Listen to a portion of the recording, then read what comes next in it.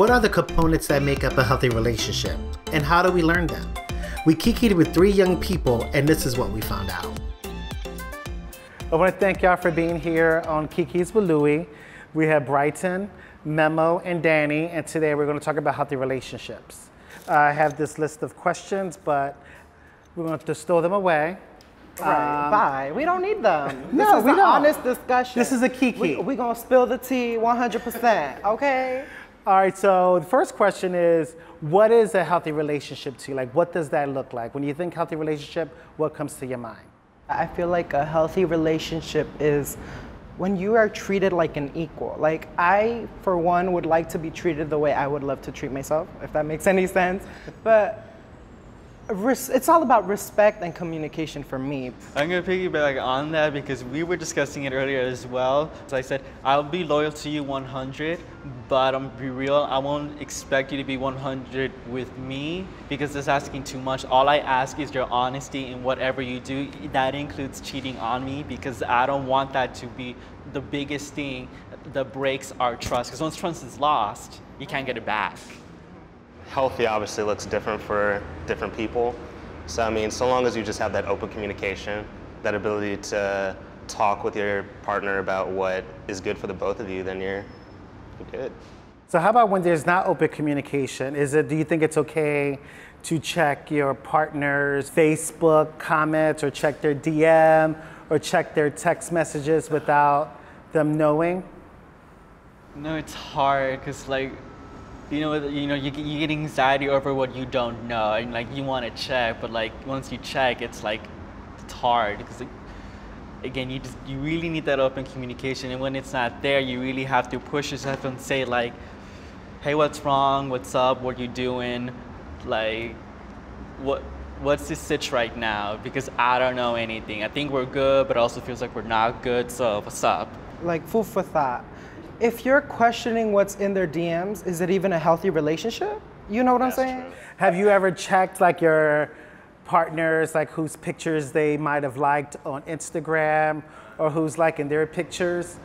My dude has come back to me so many times like, hey, so I noticed you liked so-and-so's photo today, but I posted something and you skipped over it. Yeah. Look, I'm just doing me online. You can't expect me to just always be on your page. I trust you, I love you, you doing you, you know? But like, I think the thing that always catches him up too is he thinks I am actively judging him or something. So he'll be real specific about what I didn't check. Like, oh, so maybe you're not feeling cool about A, B, or C. And I'm like, I love you. It's really not about judgment. I think that's the thing that we have to also be aware of. When it comes to communication, it's a two-way street. And if they are not being upfront, you also have to ask, okay, am I doing something that may seem subliminal? Am I doing something that makes it seem like they can't come to me at all?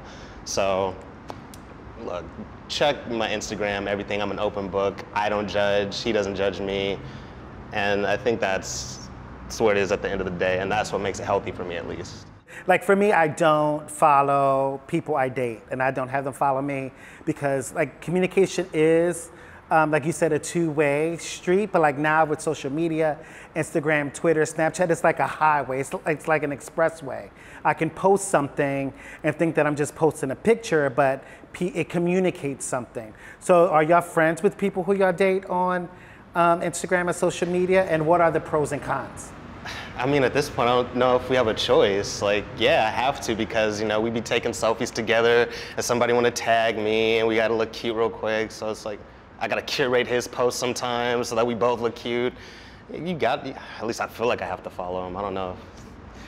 No, I understand that question so much because before, what I've seen when couples follow each other on social media, I thought it was cute, but later on it became like the definition of if the relationship is real. And just to add on to that, I feel like it's very much like if they're just talking, they're just talking, but it's official if you post a picture together, like if you tag them and what oh, girl, it's official, put a ring on it. That's the new way to put a ring on it in 2018. Like you tag them on your Instagram. So where do we get messages? Where do you get messages as young people about like healthy relationships or what a healthy relationship should look like? We really don't have a lot of guidance from outside sources. And it's like very hard for us queer people to find relationship advice for specifically being queer. Like, you know, even in school, it's hard to find like guidance from like how to have safe sex. Like I remember it was like you remember when they would ever like have like the sex ed, and then like they never mentioned anything. Anal, they would only mention anal as like a joke, as a way to not get the girl pregnant. I'm like, how do you do it though? Right, and it's like they never mention anything about like, oh, this is what a man has sex with a man, or when a woman has sex with a woman, and you're just kind of like, eh. And that's why I love you so much, and I appreciate you so much, because this man right here. He coordinated a program. I remember I met you last year. You had this program called Get Your Life, and it showed me about like toxic masculinity in communities, Latino communities, and also like safe sex in general, how to put on a condom. You know, like I had to learn how to do that myself. You know, like it's just things like that, basic things that school couldn't provide for us.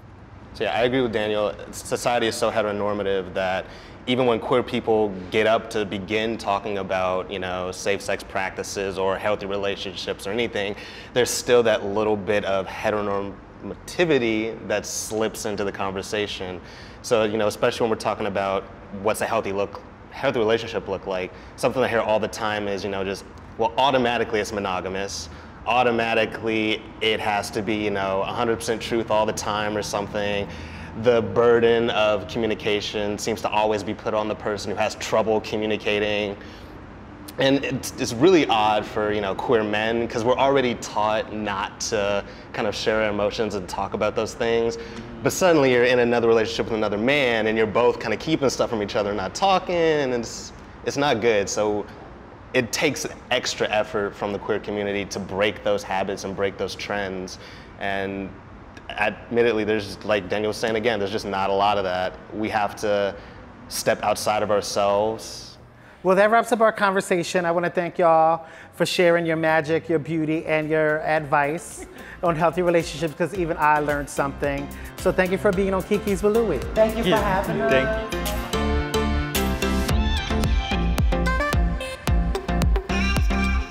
Well, this is cute.